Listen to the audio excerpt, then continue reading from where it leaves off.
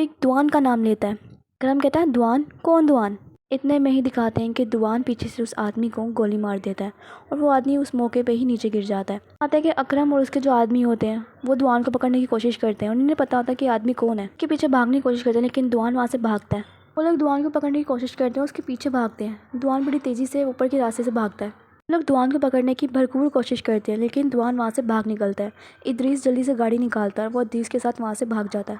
वो लोग जब बाहर आते हैं तो वो वहाँ से जा चुका होता है। अकरम देखता है लेकिन इरफान मर चुका होता है। अकरम किसी को फ़ोन करता है, उसे कहता है कि इरफान तो किसी ने मार दिया है, हो सकता है वो कातिल हो। मुझे नहीं पता वो आखिर कौन था, लेकिन इरफान मर चुका है। इदरीस कहता है आखिर वो आदमी कौन था? तो उस प्रोसिक्यूटर लैला का बाप था ना, आखिर वो यहाँ पर क्या कर रहा था? उसका यहाँ पर क्या काम है? मुझे कुछ याद आ रहा है, मुझे याद करने की कोशिश करने दो। इस आदमी को मैंने पहले भी कहीं देखा है, कहीं देखा है मैंने इस आदमी। हाँ याद आया, बचपन में वही था जिसने आग लगवाई थी। वही था जो वो पेट्रोल लेके आया था और उसने ही खान को वो आग लगाने के लिए चीज़ें दी थी।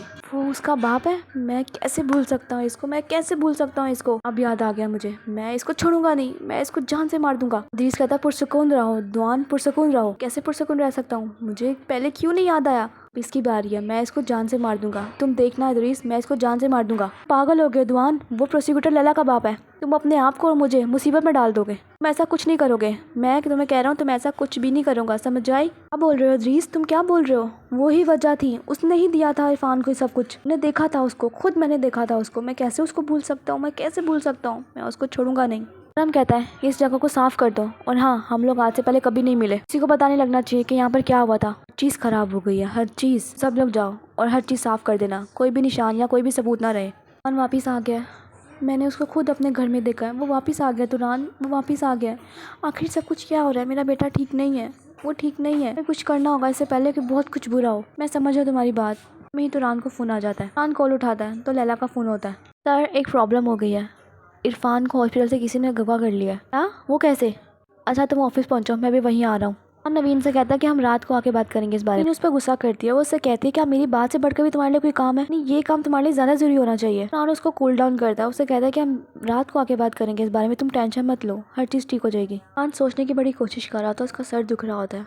इदरीस उससे कहता है कि तुम घर जाओ, घर जाके आराम करो, तुम्हारी वजह से हम फंस जाएंगे, तुम ऐसी हरकतें कर रहे हो, तुम नज़रों में आ जाओगे, वैसे भी तुम प्रोसिक्यूटर की नज़रों में हो। मैं वैसे ही तुम पर शक करती है और उसका नान की आंख खुलेगी, वो क्या सोचेगा? क्योंकि बहुत दिनों से दुआन तुम उसकी बॉडी में हो, के दिमाग पे काबिज हुए हुए हो। वो तो सोचता रहेगा कि आखिर मेरे दिमाग में ऐसे हो क्या रहा है। अगर डॉक्टर के चला जाएगा तो तुम्हारा क्या होगा? मैं एहतियात करनी होगी। घर जाओ, जाके आराम करो और दूसरों की नज़रों से दूर रहो, मैं देख लूंगा बाकी जो करना होगा। अला तुरान से कहती है कि हमें नहीं पता, हमने तो बहुत ज़्यादा पुलिस वहाँ पर खड़ी की थी। अरे कैसे वो लोग अंदर घुसे, झूठे फायर की बात कर वो इरफान को वहाँ से निकाल ले गए। कि और एक और ये आदमी है, मुझे लगता है ये कातिल है। कातिल भी उस दिन इरफान को मारने आया था, लेकिन उसके आने से पहले ही कुछ लोगों ने उसको पहले ही वहाँ से भगा दिया। ये देखने से तो लगता है कि कातिल इस सब में मुलविस नहीं है, यानी कातिल इरफान को नहीं लेकर गया, यानी कोई और लोग लेकर गए हैं। इस बात की हमें पता नहीं है कि वो कौन लोग हैं और कहाँ से आए थे। हम उसी बात की पता लगाने की कोशिश कर रहे हैं। इरफान उसे कहता है कि जो भी है जल्दी से काम करो, हम मीडिया और हम पर बहुत ज़्यादा प्रेशर है, ये ना हो कि हमारे हाथ से काम निकल जाए, बात बहुत बड़ी बन जाए। कौन कहता है कि मैं सब कुछ देख लूँगा। इदरीस कहता है नहीं, तुम घर जाओ, घर जाके आराम करो, मैं हर चीज़ देख लूँगा, तुम जाओ यहाँ से। इदरीस बड़ी मुश्किल से दुआन को वहाँ पर भेजता है, वो घर जाके आराम करे। वो दिनों से ये बंदा के नान की बॉडी में है।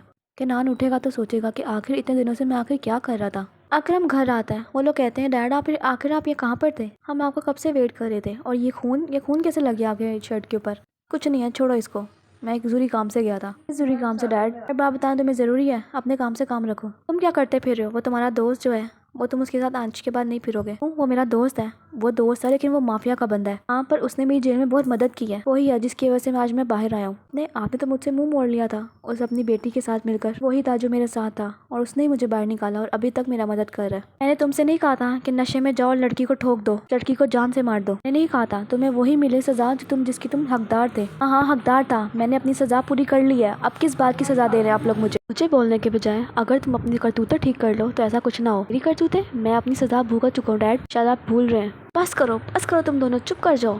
तुम लोग क्या बहस में लग गए हो? जाओ ताहिर तुम जाओ, अकरम तुम भी जाओ, जाके चेंज करो अपने कपड़े। यहाँ पर नवीन अपने घर से यहाँ पर आती है किनान के घर, शायद वो यहाँ पर रुकने के लिए आई है। देखती है किनान सो रहा होता है, वो किनान को प्यार करती है और एकदम से दिखाते हैं कि किनान की आंख खुलती है। पर देख के वो हैरान हो जाता है अपनी माँ को। वो कहता है अम्मी आप यहाँ पर कैसे आई? बस बेटा अभी ही आई हूँ, तुम्हारे लिए बहुत परेशान हो रही थी। उस दिन तुम बिना बताए मुझे चले गए थे, एकदम तुम ऐसे उठ गए मुझे पता भी नहीं लगा। बेटा तुम ठीक हो ना? मुझे तुम ठीक नहीं लग रहे। अगर कोई बात है, कुछ चीज़ है तो तुम मुझसे शेयर कर सकते हो। मैं बस ठीक नहीं हूँ, मैं पता नहीं क्या सोचता रहता हूँ। तो मुझे बताओ बेटा क्या बात है? कुछ नहीं, बस आपकी बहुत याद आती है, अपना पुराने दिन। मुझे ऐसा लगता है जैसे मैं किसी और की ज़िंदगी गुजार रहा हूँ। बेटे हर चीज़ ठीक हो जाएगी, सब ठीक हो जाएगा, तुम परेशान मत हो, हर चीज़ ठीक हो जाएगी। नवीन के नान को गले लगाकर ये सब कह रही होती है। कहता है चलें चलें बस बहुत रोना धोना हो गया, आप जाए, मैं फ्रेश होकर आता हूँ, आप मेरे लिए कॉफ़ी बनाए, फिर हम दोनों बैठ कर पीते हैं। ऊपर जाकर अपने डॉक्टर का फ़ोन करता है, उससे अपॉइंटमेंट लेता है। उसे कहता है कि मेरी साइकाइट्री से बात हुई थी, उन्होंने मुझे आपको रेफर किया। अपॉइंटमेंट लेने के बाद के नान रोने लगता है। वो इतना परेशान होता है कि उसको कुछ याद नहीं होता कि इतने दिनों से वो क्या कर रहा था, वो यहाँ पर क्या कर रहा है। बहुत ज़्यादा परेशान होता है। पता मैं अभी क्या करके आई हूँ? अभी मैं किसी को हॉस्पिटल से अगवा करके लेके आया हूँ। यानी मैंने अगवा किया था, लेकिन वहाँ पर वो कातिल या पता नहीं टॉय मेकर वो वहाँ पर आ गया था और उसने उसको मार दिया। इरफान को उसने मार दिया। मुझे लगता है जैसे हर कोई हमारे पीछे पड़ा हुआ है और बहुत जल्दी हमारी बारी आने वाली है। उन्होंने मुझे धमकी दी है कि वो ताहिर को बर्बाद कर देंगे, यानी उस आदमी को या किसी का भी आदमी को मार के वो सारा इल्ज़ाम ताहिर पे लगा देंगे। मैं क्या करूँ, मुझे समझ नहीं आ रही। तुम कुछ भी नहीं करोगे, तुम बस वो करो जो तुम्हें वो कह रहे हैं करने को। हिंदे उससे कहती है कि तुम बस वही करी जाओ जो वो लोग तुम्हें कहते हैं, क्योंकि तुम कमज़ोर हो और वो लोग ताकतवर हैं। तुम बस अगर उनकी बात मानते रहोगे तो वो तुम्हारे साथ या हमारे बच्चों के साथ कुछ नहीं गलत करेंगे। यहाँ पर केनान अपने बाप को फ़ोन करता है। वो उससे कहता है क्या हमारा डैड इरफान हॉस्पिटल से गायब हो गया, तब क्या हो रहा है डैड? हाँ मुझे अभी खबर मिली है डैड, मुझे सारी बात बताएं। मैं किसी मीडिया के बंदे से बात नहीं करूँगा। डैड आप कैसी बात कर रहे हैं, आप मुझे तो बता सकते हैं ना। अच्छा चलो छोड़ो, तुम बताओ तुम कैसे हो? मैं तो ठीक हूँ, आज मुझे सरप्राइज़ मिला बहुत अच्छा। सरप्राइज़? वो कैसा? अम्मी आई थी, वो थी सुबह सुबह, अभी वो मेरे साथ ही हैं। नहीं आई थी, ज़रा मुझे उससे बात करवाओ, वो नीचे है। और मेरे डैड का फ़ोन है, उन्हें आपसे बात करनी है। अच्छा वैसे टाइम क्या आ रहा है? मुझे जल्दी से ऑफिस जाना है, आज न्यूज़ है। केनान आज तो नहीं है, आज तो मंडे है। मंडे है? ओहो मैं भी पता नहीं क्या सोच रहा हूँ। चलो ठीक है, मैं जाऊँ जाके फ्रेश होके आता हूँ। हेलो तुरान, तुम यहाँ पर क्या कर रही हो? मैं तुम्हें मना भी किया था ना कि केनान के पास जाकर उसको परेशान मत करना। तुम क्यों यहाँ पर आई हो? तुम सिर्फ उसको उलझा दोगी, तुम उस चीज़ों में मत पड़ो। केनान ठीक नहीं है, मैं उसको देख सकती हूँ ना, वो ठीक नहीं है। यानी उसको ये भी नहीं पता कि आज डे क्या है। वो अपनी किसी यादों को उसको याद नहीं है कि वो क्या कर रहा है क्या नहीं कर रहा। जब यहाँ पर आई थी तो केनान ठीक नहीं था। हमें कुछ करना होगा इससे पहले कि कुछ बहुत बुरा हो जाए। तो रान तुम समझ रहे ना मेरी बात? उससे मैंने कहा कि घर वापस आओ, हम घर बैठ के बात करेंगे, परेशान मत हो। खुद परेशान हो और ना ही केनान को परेशान मत करो, पहले ही बहुत परेशान होगा। तुम घर आओ, बस मैं तुम्हें बता दिया, हम घर बैठ के इस बारे में बात करेंगे। बंद होता है तो दिखाते हैं कि नवीन रो रही होती है। केनान आता है, वो कहता है अम्मी क्या हुआ आपको, आप रो क्यों रही हैं? आप रो रही हैं, मुझे बताएं, डैड से आपकी लड़ाई हुई है? वो केनान उसको गले लगा लेता है। केनान उससे कहता है कि मुझे बताएं तो सही क्या हुआ? कुछ नहीं, तुम्हारी बहुत याद आती है। अरे बेटे तुम ठीक हो ना? हाँ अम्मी मैं बिल्कुल ठीक हूँ, आप मेरी छोड़ें और अपना ख्याल रखें बस। अभी मैं जा रहा हूँ, आप अगर रहना चाहती हैं तो रहें, वरना आप यहाँ रुक सकती हैं, लेकिन मुझे ज़रा कोई ज़रूरी काम है, मुझे वहाँ पर जाना होगा। वहाँ पर केनान को मैसेज आता है अपने डॉक्टर से अपॉइंटमेंट का। केनान यहाँ पर निकल रहा होता है और उसकी माँ भी घर जाने के लिए निकल रही होती है। वहाँ पर केनान का MRI CT स्कैन हर चीज़ होती है। वो लोग चेक करेंगे क्या इसके दिमाग में कोई प्रॉब्लम तो नहीं है, कोई ट्यूमर या कोई चीज़ ऐसी हो जिसकी वजह से उसकी ऐसी हालत हो रही है। हॉस्पिटल में केनान के सारे टेस्ट किए जाते हैं। केनान अपने डॉक्टर से कहता है हाँ तो फिर मुझे बताएं क्या मेरे पास 6 महीने हैं? आप मुझे ये कहने वाली है ना मेरे सर में ट्यूमर है, मेरे पास 6 महीने हैं? नहीं मिस्टर केनान, हमने आपकी सारी रिपोर्ट्स चेक की है, लेकिन आपके पास 6 महीने नहीं बल्कि आपका काफ़ी साल है। हाँ आपको कोई प्रॉब्लम नहीं है, कोई बीमारी नहीं है आपके सर में, यानी आपके ब्रेन में कोई भी हमें मसला नज़र नहीं आया। नहीं क्या आपके फैमिली में कोई प्रॉब्लम थी या ऐसी कोई प्रॉब्लम हो जिसकी वजह से आपको भी ये चीज़ लग गई हो? जहाँ तक मुझे याद पड़ता है तो ऐसा कुछ भी नहीं है।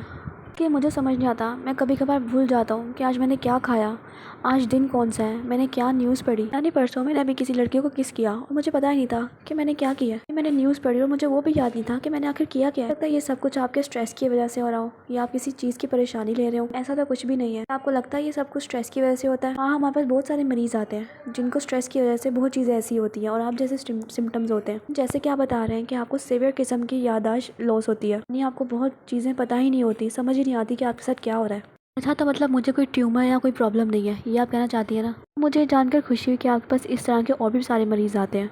मिस्टर केनान मेरी माने तो मैं आपको सजेस्ट करूंगी कि आप अपनी साइकाट्रिस्ट के साथ रब्ता करें, यानी आप रोज़ या कभी कभार उनके पास जाया करें, उनसे बातचीत किया करें, हो सकता है आपके ये बहुत बेनिफिशियल हो। ये ठीक है डॉक्टर, आपका बहुत बहुत शुक्रिया। केनान वहाँ से डॉक्टर से मिलकर वहाँ से निकल जाता है और इतने में ही एपिसोड खत्म हो जाती है। तो मिलते हैं नेक्स्ट एपिसोड में।